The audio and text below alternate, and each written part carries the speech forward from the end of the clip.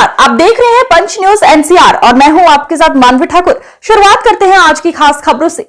छत्तीसगढ़ के एमसीबी जिले का सर्वाधिक आबादी वाला क्षेत्र चिरमिरी, जो जिले का नगर पालिका निगम चिरमिरी क्षेत्र कहलाता है, जहां के मुख्य मार्ग के बारे में और यहां के यातायात से जुड़ी समस्याओं को लेकर कोरबा लोकसभा क्षेत्र के सांसद प्रतिनिधि ओम प्रकाश गुप्ता ने मीडिया को जानकारी देते हुए क्या कहा, और आप भी सुनिए। और हमारे चैनल के माध्यम से खास मुलाकात में उन्होंने सरकार पर तीखी प्रतिक्रिया व्यक्त करते हुए बहुत कुछ कह दिया। उसके बावजूद भी सरकार और सरकार से जुड़े लोग के कानों में इस बात का कोई असर देखने को नहीं मिल रहा है, जबकि सोशल मीडिया और मीडिया में इस क्षेत्र की समस्या को बार बार दिखाया जा रहा है, जिसके बावजूद भी इस क्षेत्र का विकास देखने को नजर नहीं आ रहा है। क्या वजह है, आप भी सुनिए, ताकि आपको भी यहाँ के जन प्रतिनिधि के क्रियाकलापों के बारे में पता चल सके।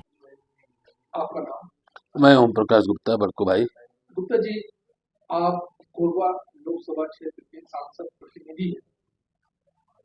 चिरमिरी क्षेत्र में लगातार देख रहे हैं कि चिरमिरी के क्षेत्र के जो मार्ग हैं काफी खराब हो चुके हैं और यहाँ पास जो गाड़ी चला रहे हैं, आने जाने का रास्ता भी गाड़ियाँ काफी जाम हो रही है और लोगों को बाजार वाले बैठ रहे हैं मार्ग से जुड़े हुए और गाड़ियों से जो जाम लग रहा है, परेशानी हो रही है, उत्पन्न हो रहा है।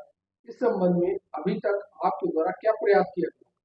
देखिए, क्या हम तो लोकसभा कोरबा के सांसद प्रतिनिधि जरूर हैं, पर हम लगातार ज्ञापन दे रहे हैं निगम के कमिश्नर को और भी सभी अधिकारियों को, लेकिन कोई सुना नहीं जा रहा है।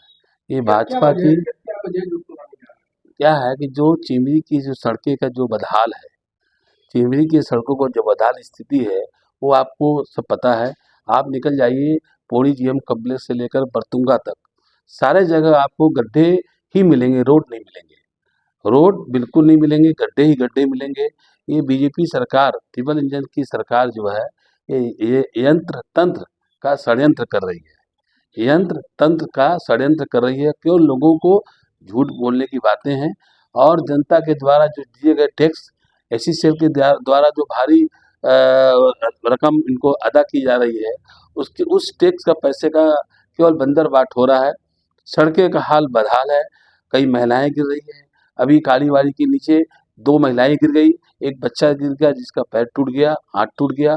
इनको चिल्लाते चिल्लाते हम लोग थक जा रहे हैं, पर निगम के लोगों का जू नहीं, उनके कान में जू नहीं रेंग रहा है।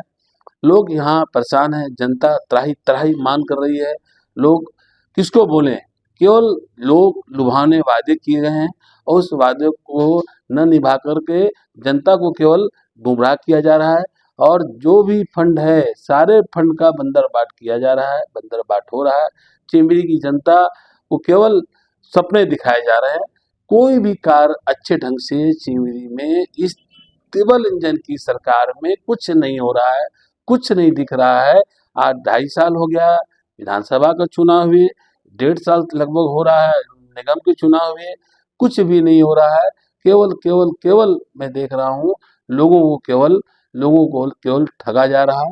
इसी चिरमिरी की जनता निगम को 1.5 साल हो गए और विधानसभा को 2.5 साल हो गए। इस संबंध में आपने निगम की महापौर या कमिश्नर से इस संबंध में बात की है?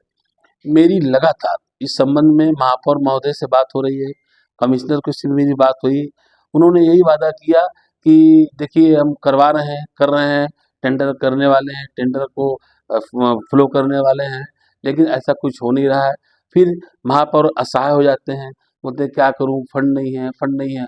हमने उनको बोला कि आपको एसी सेल के द्वारा हर साल हर महीने करोड़ों रुपए जो फंड आ रहा है, उसका क्या उपयोग हो रहा है, क्या उपयोग हो रहा है बताइए।